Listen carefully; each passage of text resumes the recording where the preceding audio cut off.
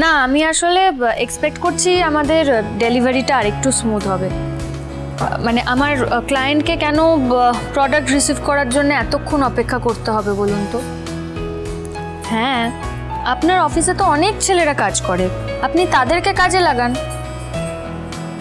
হ্যাঁ, সেটা যেটা করলে হয়, মানে আমি কোনোভাবেই চাই না আমার ডেলিভারিতে কোনোভাবে কোনো ডিলে হোক, বুঝতে পেরেছেন তো? এক সেকেন্ড দাঁড়ান তো, আমার মনে হয় একটা অন্য ফোন আসছে, একটু দাঁড়ান।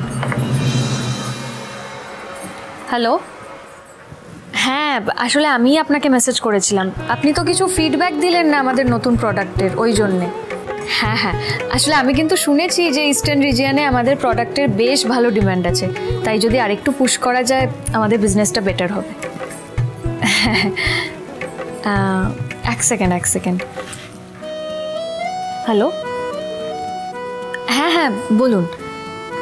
না না, আমি এক্সপেক্ট করছি আর এই তো সামনের সপ্তাহের মধ্যে ডেলিভারিগুলো হয়ে যাবে। হ্যাঁ ওকে, হ্যাঁ হ্যাঁ থ্যাংক ইউ। হ্যাঁ বলুন।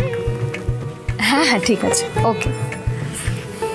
এই শিরিন একটু রান্নাঘরে আয় না রে, আমি কেশবের জন্য ফল কেটে রেখেছিলাম, ওকে একটু খাইয়ে দিবি, তাড়াতাড়ি আয়।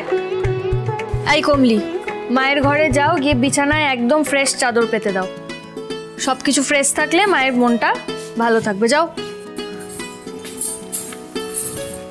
হ্যালো, হ্যাঁ বলছিলাম যে হ্যালো, এক সেকেন্ড আমার নেটওয়ার্ক প্রবলেম হচ্ছে এখানে।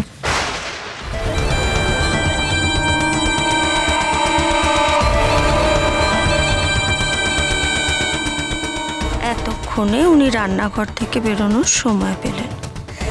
যাকে এই সুযোগে আমি আমার আসল কাজটা সেরে ফেলি।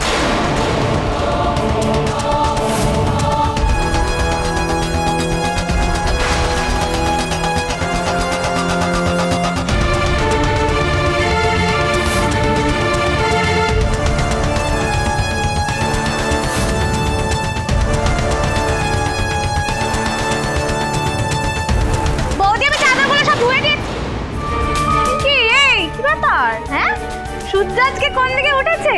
মানে তুমি হঠাৎ রান্না করে? ঢাকনাটা নিচে পড়ে গেছে, ওটা ধুয়ে দাও। হ্যাঁ, সে তো পড়বেই, জীবনে কোনোদিনও রান্নাঘরে আসে না, সেই হঠাৎ রান্নাঘরে এসে উদয় হলে তো জিনিসপত্র মাটিতে পড়বেই, তাই না? আর কমলি তো আছে এটা ওটা ধুয়ে দেওয়ার জন্য।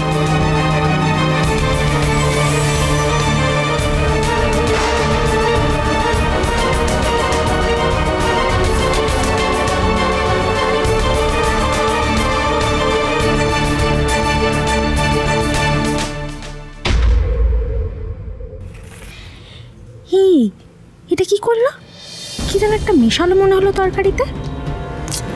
বৃষ্টিস নাকি? সর্বনাশ! আবার যে আজকে কাকে মারতে চাই মেয়েটা ভগবান জানে। না না, এক্ষুনি শুভদিকে গিয়ে খবরটা দিতে হচ্ছে, এক্ষুনি।